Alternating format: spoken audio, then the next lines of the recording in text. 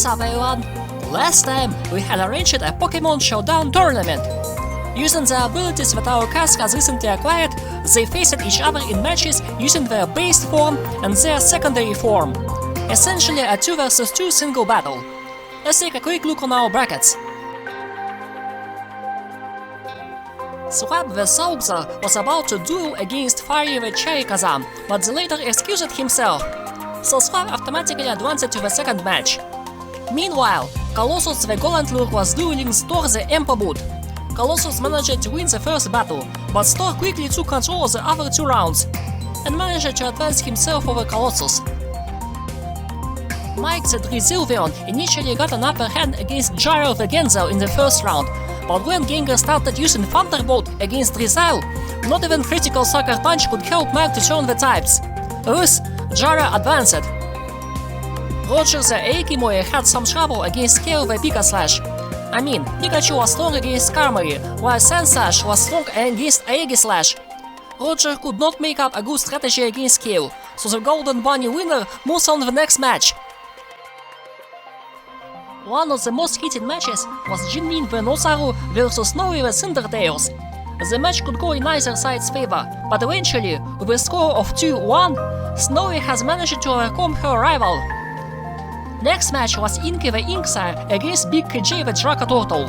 Inky realized that Quagsire's Water Absorb was the only thing that could stop Dracoish's Vicious Rend and used it recover to stay alive. KJ responded by adding Ice Beam in hopes of freezing the recovery of his opponent. Another tough match of 2-1, but Inky scored a win in the end. Yet the Choltavi ended up getting sick. He was about to excuse his match when he learned that Apple the Scarvater had no prior experience with Pokemon Showdown. Viet was about to advance, but when Apple finally finished his team building, Viet excused himself from the challenge anyway. Artemis the SPO did not have good Showdown skills either. Hikreef the Ambitom easily managed to defeat her with a score of 2-0. When Swap was about to duel Stor, I was expecting Empobut to win, even though I disallowed Stor to use Libero. In the end, Stor got his ass clapped and Swap advanced to the semi-finals. It took us way too long to wait for a match of Gyro vs Kale, but surprisingly enough, Kale managed to pull himself through. He ended up using Gigantamax Pikachu, which is what helped him to win with a score of 2-1. I was expecting Snowy to win against Inky. Surprisingly enough, Inky was much tougher to deal with, scoring a win in the first round.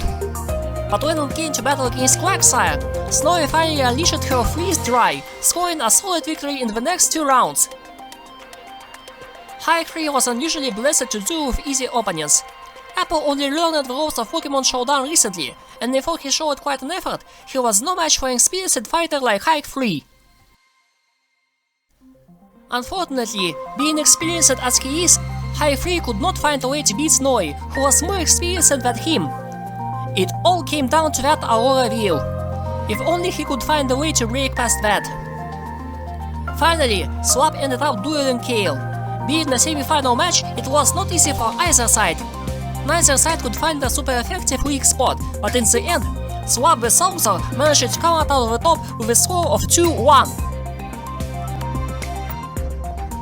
The final decided match was Swap the Salbzar vs Snowy the Cindertails.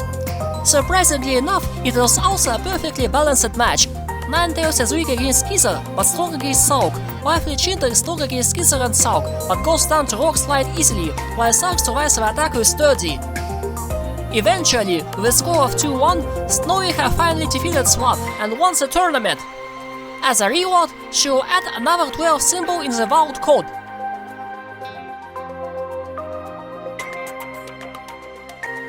As unfortunate as it is, Roger the Aikimoi has left the server in advance when he learned that his elimination was inevitable. Originally, I wanted to conduct another elimination right away, but since he left when the voting period was almost over, I will count this as a proper elimination. The reason why I did not do the same to Mike is because there were no votes against him at that moment, and he had a cult following, which begged for him to return. Which means there were more people who wanted Mike to stay. And Roger?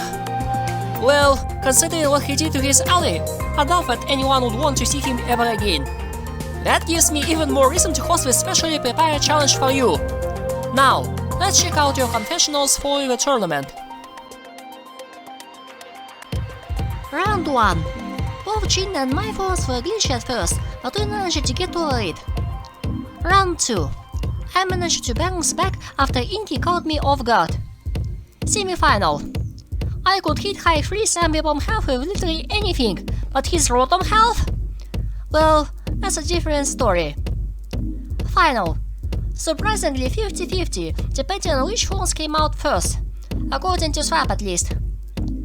Also, blows to Mike for persistently failing to acknowledge, let alone respect everyone's busy times. I mean, nagging people despite it's not even his battle to begin with? Come on. I'll be real. I hate this challenge. I suppose the tournament challenge for using our combined force would be, ignore that, but what sucks about this challenge is the fact that we're not supposed to switch out. Here's the problem with that prediction thing. It essentially brings the challenge down to nothing but luck. It literally becomes a game of slightly more nuanced rock, paper, scissors. Because there is no way to know what Pokemon your opponent will choose. Because there is no way to get into their mind. It kinda feels like bullshit to me.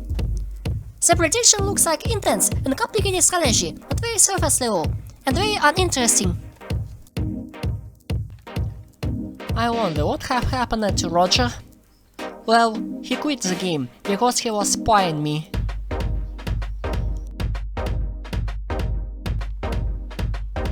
What time is it tomorrow?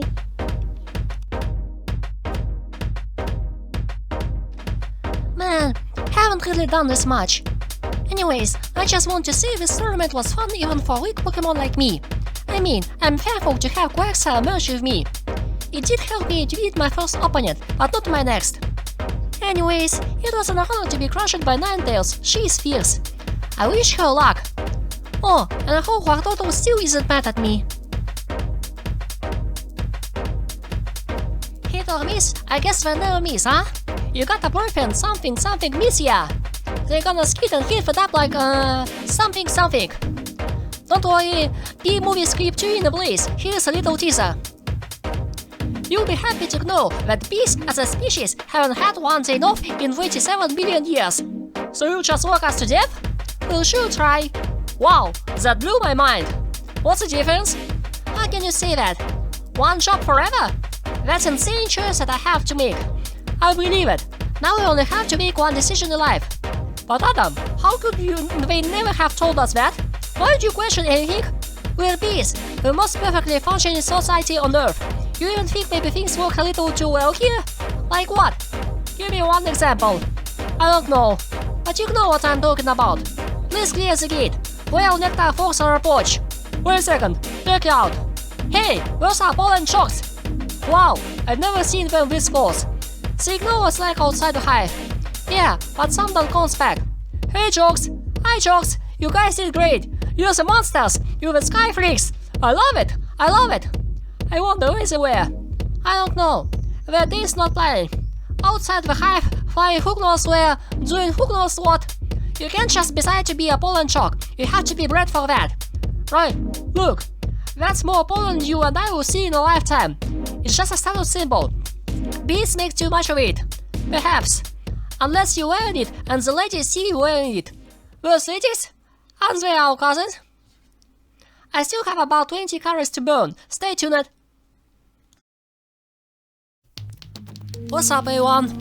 Roger's recent elimination, if you can call that an elimination, was also followed by his outburst, during which he accidentally revealed his own ally. This, along with other stuff that has happened before, brought out an important question. Who can we trust? There is no better time to host this special challenge than now! Welcome to the Skybox! We're still in the sky, right? And we will keep aiming even higher. But enough of that. Let me explain what this challenge is all about. Those two floating cubes, they can be connected with each other by pressing this button. Teddy, press the button for me, please. Thanks. And look! A light bridge has appeared! Thus, your next big challenge is to cross the light bridge to the other side. Sounds easy enough, right? Let me cross the bridge first. Daddy, I'm trusting you my life with this.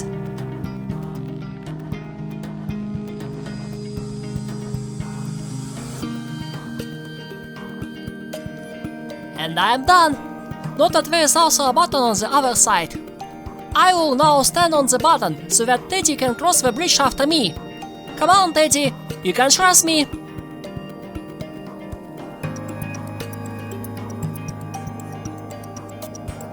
And this is what this challenge all about. It's all about trust. You must ask another subject to step on the button for you and then cross the right bridge while they keep the button pressed. But can you really trust someone else your own life? In order to earn immunity in this challenge, you must cross over the other side. But if you fall down or choose not to cross the bridge at all, then no immunity for you. And as you can see, it can be activated from either side, but only one button can be pressed at any time. This is also a challenge with double elimination. But the fun part begins here. If everyone managed to cross the bridge safely, then there will be no elimination at all. Of course, if only one subject falls down and everyone else is safe, that subject will be instantly eliminated after the challenge ends. Same happens with two subjects. If 3 or more fail this challenge, then you choose 2 of them to eliminate with our usual voting periods. A deceptively simple, yet at the same time deadly challenge. And keep in mind, one of you is holding the golden bunny, and it can change hands at any time. Here is what you need to do. First, decide between yourselves who will be crossing the bridge in order and who will be pressing the button. Once you make that decision, the subject pressing the button will now state, I will have pressed the button so that, insert subject name here, can cross the bridge. Then, the bridge crosser in turn has 10 minutes to return. I am trusting, insert subject name here, my own life. I will cross the bridge now. Note that if there is no reply during the first 10 minutes, then you must begin the process over from the start. And of course, both of them must be online at the same time. But once the actual bridge crossing begins, you will need 5 minutes to finish crossing the light bridge. Once 5 minutes are up, the bridge crosser can state, I have safely crossed the bridge. Thank you. However, at any time before the time limit, the button pusher can simply state this, Sayonara, sucker, I'm stepping off the button. When that happens, the bridge disappears, and you will fall down. And take attention, subjects that fell from the sky can no longer press buttons to help others to cross the through, meaning you're out the challenge for good, and probably from the cast as well, depending on the number of downed subjects of course. Take extreme care, everyone will be watching you as you cross the bridge. You can ping other subjects when asking them to cross the bridges or push buttons. I will allow it as long as you're the one doing those things. And take note, those text messages are simple enough for a certain water lizard to understand. After you cross the bridge, you will be technically safe, but you can also earn a code clue here in a bonus challenge.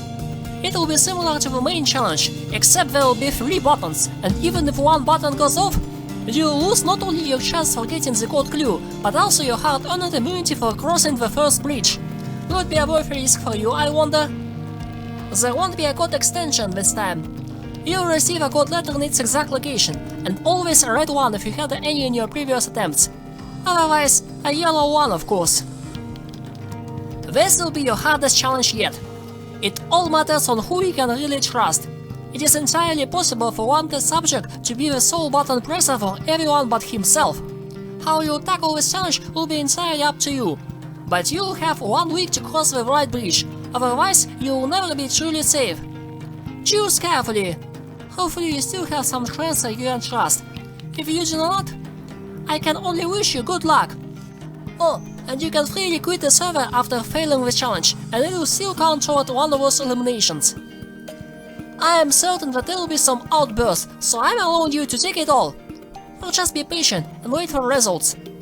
That's all for a big trial, folks. Who can you trust now?